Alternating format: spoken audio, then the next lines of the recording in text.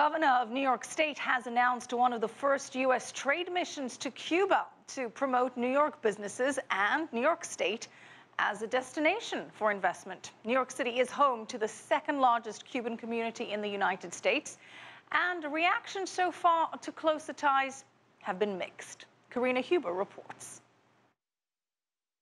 It's lunchtime at Rincón Criollo, a Cuban restaurant in New York City. It's a family-run business that began in Havana. So this is my grandfather, the original owner of the Rincón Criollo, back in the 50s in Cuba. This is my daddy, the one with the little bow tie. The family fled the island in 1962 after their restaurant was seized by government officials.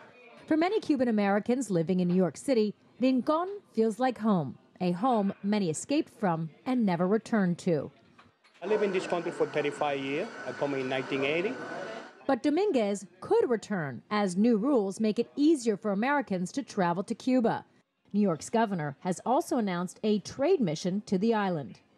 Let us be the first one there. Let us develop the relationship. Let us open the markets, and let us get opportunities for New York companies. The thawing of relations between the two countries has inspired a range of reactions among the Cuban-American community, with some being in favor of a closer relationship and others denouncing it.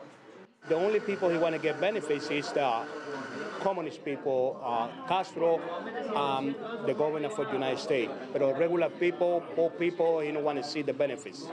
This is the majority opinion, mainly of older Cuban Americans who experienced Cuba before and after Castro. Polls show that younger Cuban Americans tend to want an end to the embargo and support a closer relationship. Armando Suarez Cobian left Cuba in 1991. He says the embargo isn't working and feels it has been used as a political tool for both countries. For Americans, for the elections, because Florida is a big state and sometimes it decides the elections. For Cubans, as an excuse also for the mess, in a way, economically and politically, etc., etc. Lifting the embargo also has U.S. President Barack Obama's support.